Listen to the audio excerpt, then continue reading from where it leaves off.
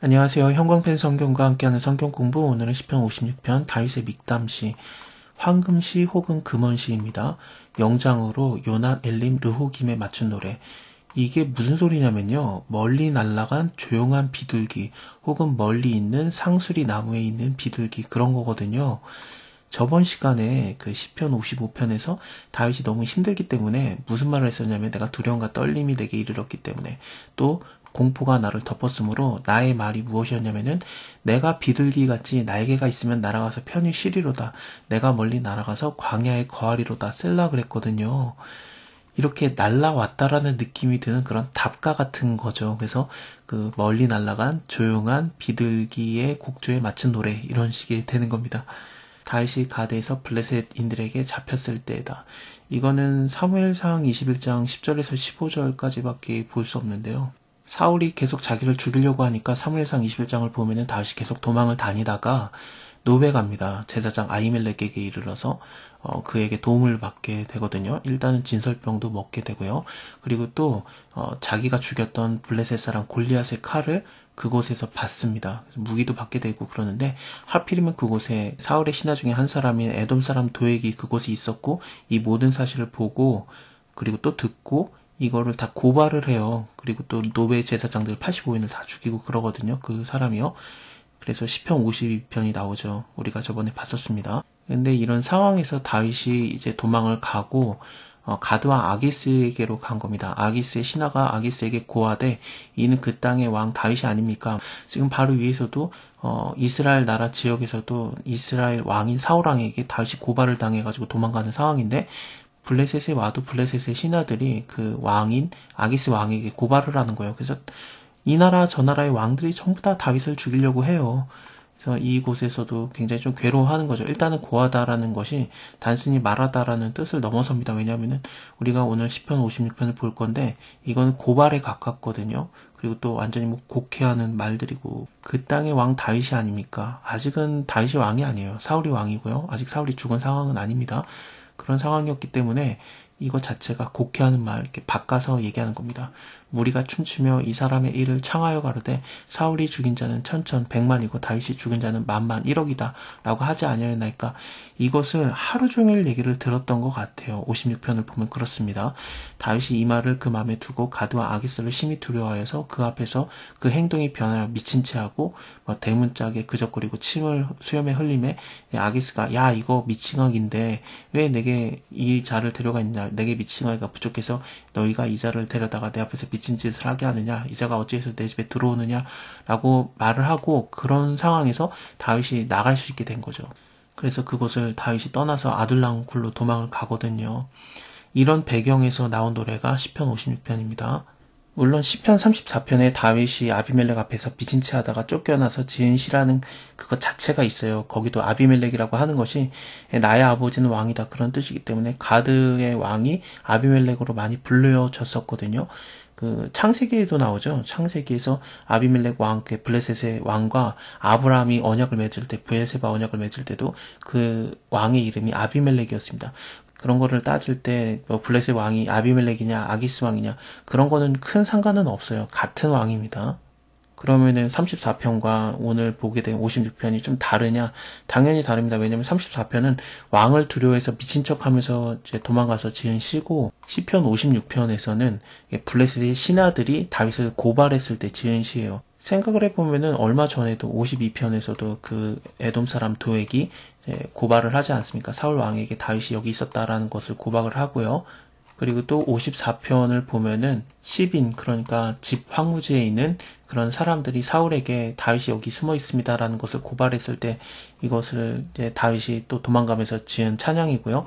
그리고 오늘 56편에서는 블레셋 사람들에게 고발을 당했을 때, 블레셋 사람들이 고발한 내용은 뭐냐면은 다윗이 왕입니다, 이런 얘기를 먼저 했고, 아직 왕은 아니었거든요. 그리고 또 그가 죽인 자는 뭐 1억이고 사울이 죽인 자는 100만입니다. 얘는 우리를 위협하는 존재가 될 것이다 라는 얘기를 너무 많이 한 거죠. 그래서 생명을 엿보는 자 같이 보여서 또 숨어서 내 종족을 살피나이다, 이런 식으로 다윗이 찬양을 할 수밖에 없는 그런 두려운 날이 이르는 겁니다. 이런 것들을 생각했을 때 바로 전편 시편에서 내가 너무 두렵고 떨려서 공포가 나를 덮어서 내가 비둘기같이 나이가 있으면 날아가서 편히 쉬리로다. 내가 멀리 날아가서 광야에 거하리로다. 셀라 그랬는데 그렇게 도망을 와봤더니 이렇게 멀리 날아간 조용한 비둘기라는 뜻이었잖아요. 그래서 이렇게 와봤더니 결국에는 괴로움이 또 있다라는 그런 찬양이에요. 물론 55편은 압살롬이 반역을 하려고 했던 때였기 때문에 시기적으로는 맞지 않아요. 압살롬에게 반역을 당하는 건 다윗이 진짜로 왕이 된 다음에 거의 말년이니까 훨씬 뒤의 일이지만 그 시편의 그 구조상으로 볼 때는 좀 이게 이어지는 게 굉장히 재밌습니다. 하나님이여 나를 긍휼히 여기소서 사람이 나를 삼키려고 종일 치며 압제하나이다. 이 삼키다라는 것은 진짜로 뭐 맹수가 이렇게 잡아먹으려고 하는 것처럼 아주 죽이려고 잡아먹으려고 달려드는 그런 모습이거든요. 그래서 그들이 나를 죽이려고 삼키려고 그러고 있습니다. 악인들은 이렇게 삼키려고 한다라는 게 자주 나왔었어요. 우리가 그 53편에서 봤었는데 4절에 죄악을 행하는 자는 무지하니요 저희가 떡 먹듯이 내 백성을 먹으면서 하나님을 부르지 아니한도다 하면서 먹다라는 단어를 많이 사용하거든요. 이 삼키려고 한다라는 것도 내가 지금 그 죄악된 자들 때문에 내가 먹히려고 하고 있습니다.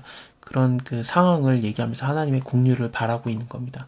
나의 원수가 종일 나를 삼키려고 하며 나를 교만히 치는 자가 많사오니 내가 두려워하는 날에는 주를 의지하리이다. 지금 왕을 의지해봤지 않습니까? 블레셋 왕도 지금 바로 의지해봤는데 지금 쫓겨나는 거고요. 미칠 척하면서 나가야 될 만한 상황이었던 겁니다. 그리고 사무엘상을 보면은 그 다윗이 의지했던 왕들이 꽤 많아요. 모압에 가가지고 그 모압의 왕도 의지하고 그러거든요. 근데 하나님께서는 선지자 한 명을 보내서 선지자 이름이 갓입니다. 그가 가서 너 여기 있지 말고 빨리 유다로 가라 그런 말도 전해주고요. 아마도 사울 왕에게 괴로움을 당하고 있기 때문에 나를 도와줄 수 있는 자는 왕급이 돼야 되지 않을까 그러면서 모압 왕도 찾아가 본 거고 블레셋 왕도 찾아가 보고 그랬던 것 같아요. 하지만 이 왕 저 왕 찾아가 봤자 소용이 없죠. 왕의 왕이신 하나님을 찾아가는 게 최고인데 다윗이 좀 많이 괴로워하면서 이렇게 삥삥 돌아봤었습니다. 내가 하나님을 의지하고 그 말씀을 찬송할지라 내가 하나님을 의지하였은즉 두려워하지 아니하리니 혈육이 있는 사람이 내게 어찌하리이까. 저희가 종일 내 말을 곡해하며 내게 대한 저희의 모든 사상은 사악이다. 저희가 내 생명을 엿보던 것 같이 또 모여서 숨어서 내 종적을 살피나이다. 저희가 죄악을 짓고야 피하리이까. 하나님이여 분노하사 무 백성을 낮추소서. 이게 조금 어려워서 여러 가지 그 해석을 봤고요. 그리고 히브리어도 확인했는데요. 이렇게 해석을 하는 게 좀 매끄러울 것 같습니다. 이제 하나님이여 이 백성들을 하나님의 분노 안으로 끌어들이십시오. 저희가 죄를 짓는데 그들이 도망가면 안 됩니다. 이런 식의 그 해석을 할 수 있을 것 같습니다. 다시 정리를 하면은 저희가 죄악을 짓고 있습니다. 저희가 피하면 안 됩니다. 하나님이여 분노하셔서 그 백성들 하나님의 분노 안으로 끌어들이십시오. 그래서 그들을 낮추소서. 나의 유리함을 주께서 계수하셨으니 나의 눈물을 주의 병에 담으소서. 이것이 주의 책에 기록되지 아니었나이까. 이 내용은 조금 진짜로 기록된 게 있는가. 물론 말라기 3장 16절에 나와 있기는 해요. 그때 여호와를 경외하는 자들이 피차 말하며 여호와께서 그것을 분명히 들으시고 이런 식으로 나오다가 끝에 여호와 앞에 있는 기념책에 기록하셨느니라 라고 나오거든요. 그러면은 그 말라기 3장 16절에 나오는 건 맞긴 맞는데 다윗이 있을 때면은 말라기가 아직 써지기 전이거든요. 그럼 이게 주의 책에 기록되었지 않았나이까? 이게 무슨 소린가? 하나님께서 우리의 눈물을 그 주의 병에, 병이라는 거는 물론 그 유리병이 아니라 이때 당시에는 가죽 부대죠. 가죽으로 만든 가죽 부대. 그런 걸 말하는 겁니다. 나의 눈물을 주의 가죽 부대에 담으소서. 이것이 주의 책에 기록되지 않았나이까? 정확하게 구절이 나와 있는 거는 없겠지만 물론 말라기 3장 16절이 있어요. 근데 다윗 시대에 그런 정확한 말씀이 없으니까 이런 내용은 많아요. 그러니까 하나님이 나의 슬픔을 알고 계신다. 하나님이 나의 그 눈물을 흘리는 거 알고 계신다.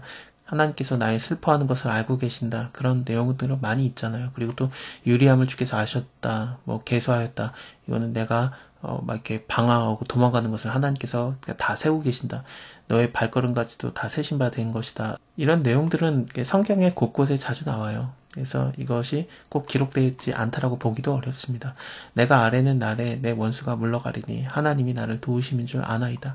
내가 하나님을 의지하여 그 말씀을 찬송하며 여호와를 의지하여 그 말씀을 찬송하리이다. 내가 하나님을 의지하였은즉 두려워하지 아니하리니 사람이 내게 어찌하리이까. 왕들을 의지해봤자 소용없다는 것을 이제 다윗이 느끼는 것 같고요. 물론 뭐 사무엘 상황을 보면은 곧바로 모압 왕에게 가는 게 있긴 합니다만 하나님을 의지할 수밖에 없다라는 찬양을 하고 있습니다. 하나님이여 내가 주께 서원함이 있사온즉 내가 감사제를 주께 드리리니 주께서 내 생명을 사망에서 건졌습니다.